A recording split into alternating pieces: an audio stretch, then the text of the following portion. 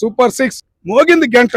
ఏ hospital గట్ల 1 రూపాయి తీసుకుని అసెంబ్లీకి రావాలి కదా. ఎవడన్నా చెప్పింది నీకు? వాళ్ళకి నొప్పి తెలుస్తుంది. భోగాపురం నేనే రాయేసాను. ఏం తెలుసని ఆయనకి ఆ మాటలు మాట్లాడతాడు.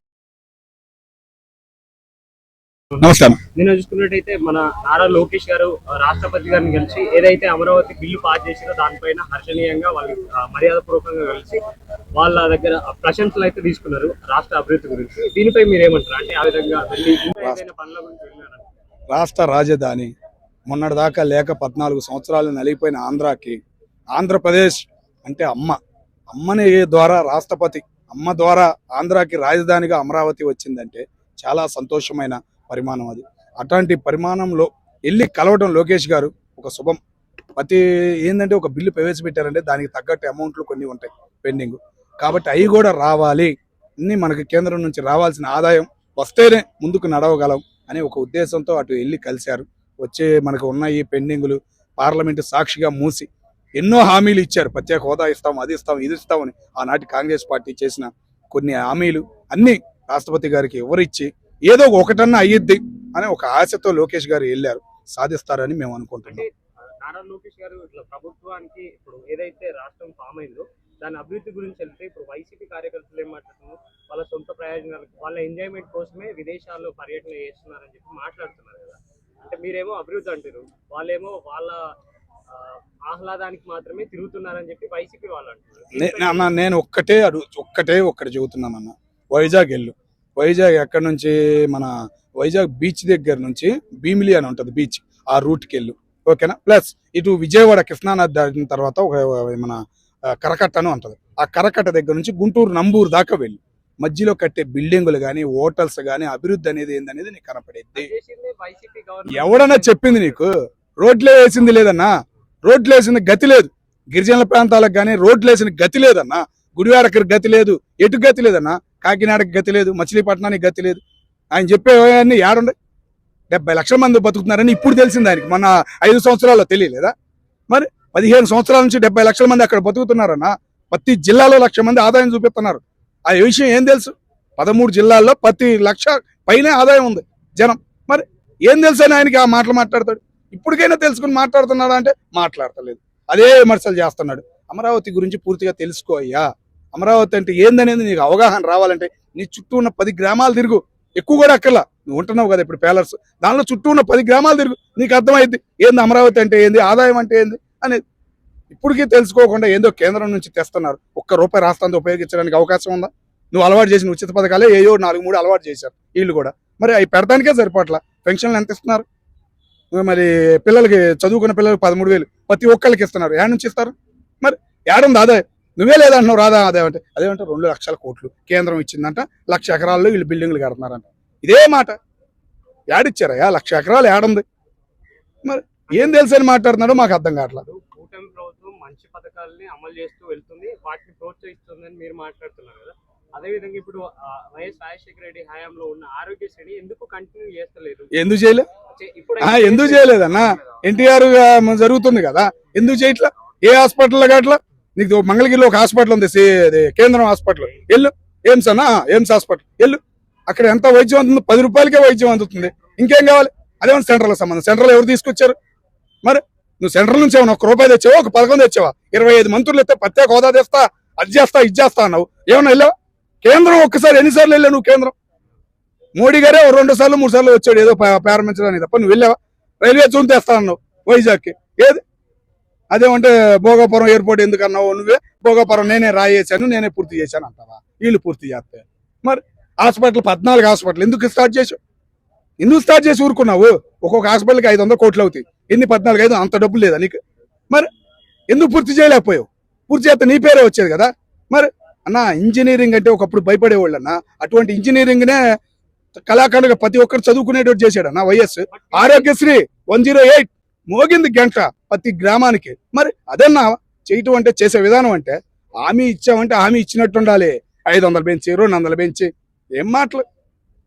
బట్ మరి ఇప్పుడు చూసుకున్నట్టయితే ఫీజు రీయింబర్స్మెంట్ ఎందుకు ఆపేసినారు? ఆపింది లేదన్నా, వదులుతారు. కొన్ని పెండింగ్లు ఉన్నాయి. గత గవర్నమెంట్ చేసిన కొన్ని పనికి మాలిన శాస్త్రాల వల్ల పెండింగ్ పడ్డాయి. గవర్నమెంట్ అధికారులు సరిగ్గా లేక సోమరపోతులు చేయడం వల్ల పెండింగ్ పడ్డాయి. అవి రిలీఫ్ అవుతాయి. కొన్ని సంతకాలు అయ్యి ఇయ్యి కాక కొద్దిగా ఇబ్బంది పెడుతున్నారు. కొంతమంది ఉంటారు దొంగ మేనేజ్మెంట్లు, వాళ్ళు కొద్దిగా ఒత్తిడి చేస్తున్నారు పిల్లల్ని. వాళ్ళకి తగ్గట్టు బుద్ధి అనేది చెబుతారు లోకేష్ గారు అని మేము అనుకుంటాం. అంటే ప్రభుత్వ ఉద్యోగులకు ఇప్పటిదాకా కూడా సాలరీస్ పెండింగ్ లోనే ఉన్నాయి, వాళ్ళకి ఇవ్వాల్సిన రియంబర్స్మెంట్ గా. నేను ప్రభుత్వ ఉద్యోగులకు శాలరీలు ఏమంటే వాళ్ళు ఏడ పని చేస్తున్నారన్నా? వాళ్ళు పని చేస్తే అన్ని వసూలు అవుతాయి. వాళ్ళు పనులు ఏడ చేస్తున్నారు చెప్పు నువ్వు? వాళ్ళు సరిగ్గా చేయకే కదా. ఇప్పుడు ట్యాక్సుల మీద 20%, 10%, 10% అనేప్పటికీ ముందుకు వచ్చి కడుతున్నారు. నువ్వు అదే సరిగ్గా వసూలు చేసినట్టయితే మరి నువ్వు సరిగ్గా పని చేయకేనయ్యా. నువ్వు సరిగ్గా పని చేస్తే సొసైటీ అనేది ముందుకు బాగానే సాగిద్ది. రాజకీయ నాయకులు కూడా వాళ్ళ పనులు వాళ్ళు చేసుకుంటారు.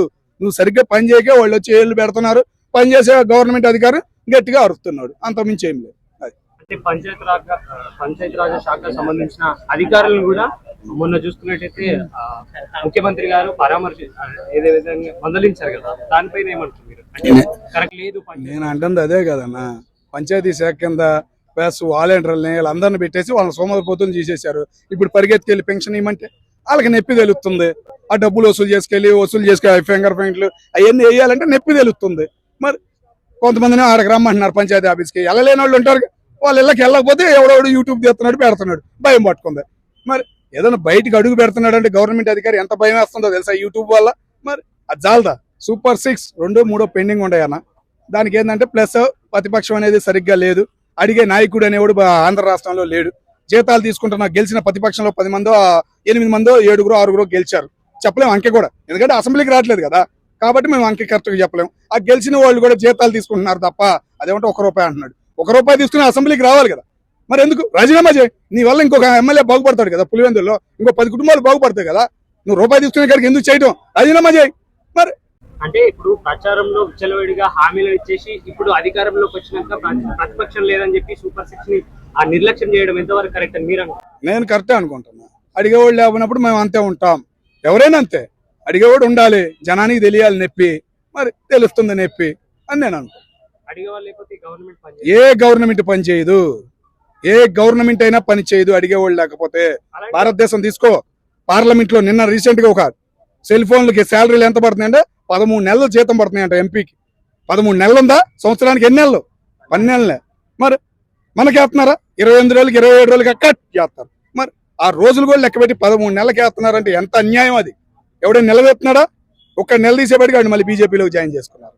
మరి అడిగేవాడు ఉండాలి, గట్టిగా మాట్లాడేవాడు ఉండాలి. ఉన్నప్పుడే భయం అనేది ఎవరికైనా ఉంటది. ఎందుకంటే గవర్నమెంట్ అధికారులు అనేవాళ్ళు వచ్చేదంతా పావలాగాళ్లే. నేను అనుకోవద్దు, అంతా వాళ్లే వస్తున్నారు. సరిగ్గా చదువుకున్న వాడు వస్తున్నాడా? సరిగ్గా కష్టపడి పోరాడిన వాడు వస్తున్నాడా? గవర్నమెంట్ ఉద్యోగ ఎవడు రాట్లా. అదేమంటే రిజర్వేషన్ అంటున్నారు. ఇంకేం మాట్లాడదాం వాళ్ళ గురించి?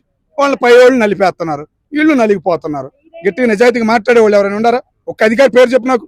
మరి రీజన్ ఇదే తీసుకో నీకు ఉదాహరణ. హైడ్రా అధికారి ఎంత తెలివి ఉంది, ఎక్కడెక్కడ ఉన్న భూములన్నీ లాగుతున్నాడు. అట్లాగే మిగతా అధికారులు కూడా పనిచేస్తున్నారా? మరి జైలుతో ఇంటికే సీల్ చేశారయ్యా. 4 సంవత్సరాలు 7 సంవత్సరాల నుంచి ట్యాక్స్ కడతలేదని. అంటే ఇలాంటి బూటకపు హామీలు ఇచ్చి గవర్నమెంట్ ఫామ్ అయిన తర్వాత అడిగే వాళ్ళు లేరని చెప్పి నిర్లక్ష్యం చేస్తుంది ఇచ్చిన హామీలను. నెక్స్ట్ టర్న్ ఎట్లా ఏ విధంగా అధికారంలోకి వస్తుందని మీరు అనుకుంటారు? సోమరిపోతనం పోయింది జనానికి. 10,000 ఆటో వాడికి ఇచ్చాడు, ఆ రోడ్డు బాగోకాడు 10,000 తీసుకుని తాగి పడుకున్నాడు. కానీ ఇప్పుడు అదే 10,000 ఇస్తే రోడ్డు బ్రహ్మాండంగా ఉండేపటికి ఇంకో 10,000 సంపాదిస్తున్నాడు ఆ 10,000 పెట్టుకుని. అట్లాంటి వాళ్ళకి ఇవ్వాలి, సోమరిపోతులను కాదు జనాన్ని చేయడానికి. కోత కోసేవాళ్ళు లేక, కుప్పలు వేసేవాళ్ళు లేక, మిషన్లు పెట్టేసి అదే కల్తీనయ్యి వస్తుంది అన్నాడు కదా జగన్మోహన్ రెడ్డి గారు. దానివల్లే రైతులు ఎంత ఇబ్బంది పడ్డారు అనేది మాకు తెలుసు. కూలీలు దొరక్క కోత కోసి కుప్పేయడానికి ఆ నూర్చిన వడ్డీకే విలువ ఉంటది, గడ్డికి విలువ ఉంటది. గేదెల్ని నలిపేస్తున్నారన్న. జంతువుల పాపం అనేది పోదు, గ్రహించాలి. ఇప్పటికైనా మార్పు అనేది సోమరిపోతులను చేయడానికి కాదు, జనానికి ఉపయోగపడేలా చేయాలి. పంట పండించే టయానికే 10,000 దాన్ని పెట్టుబడి పెట్టుకుంటాడు, ముందుకు నడుస్తాడు. కూలోడికి అదే టైంలో అయ్యి ఉపయోగపడింది. చదువులకు పెడుతున్నావు, చదువులకి నువ్వు ఒకరికి ఇచ్చావు, కూటమి వచ్చింది, ఎంతమంది ఉంటే అంతమందికి ఇస్తున్నారు. పింఛన్ పెంచారు, పింఛన్ ఇవ్వాల్సిన బాధ్యత ఉంది 50 సంవత్సరాలు దాటిన వాళ్ళకి. ఆ బాధ ఏందనేది వాళ్ళకి తెలుసు. తల్లిదండ్రులను ఈ రోజు చూస్తున్నారంటే ఆ పెన్షన్ వాళ్ళే సొసైటీలో, అది గ్రహించండి. అట్లాంటి వాళ్ళకి ఇవ్వటం కూడా తప్పంటే ఇంకేం మాట్లాడతాం మనం? మరి చేసే పనులు మంచి పనులు చేస్తే ఎవరైనా పొగుడతారన్నా? చేసే పనులు ఏలు పెడతారు చూసావా, వాళ్ళనే తిట్టేది. తెలిసి తిరుతున్నారా తెలియక మాట్లాడుతున్నారా అనేది అర్థం కాదు. ఎప్పుడు ఏడుపు ఉండకూడదు. అమరావతి అంటే ఏంది? ఒక రాజధాని అమరావతి. ఆ పేరు మీద పడి నువ్వు ఏడుతున్నావు అంటే ఇక నీ గురించి ఏం మాట్లాడతాం మనం? ఆమె చెల్లెలే అంది, పేరు సంగతి పేర్లు మాట్లాడుతున్నావు, ఏం మాట్లాడుతున్నావు అని నవ్వుతున్నారు. సొసైటీలో నవ్వుతున్నారు ఎవరైనా కానీ. మరి అడుగు, నువ్వు ఎవరినైనా అడుగు. అట్లాంటి మార్పు వచ్చినప్పుడు ఇప్పటికైనా అర్థం చేసుకుని మార్పు అనేది రావాలి, అసెంబ్లీకి రావాలి, గట్టిగా నిలదీయాలి టీడీపీని అని మేము అనుకుంటున్నాం.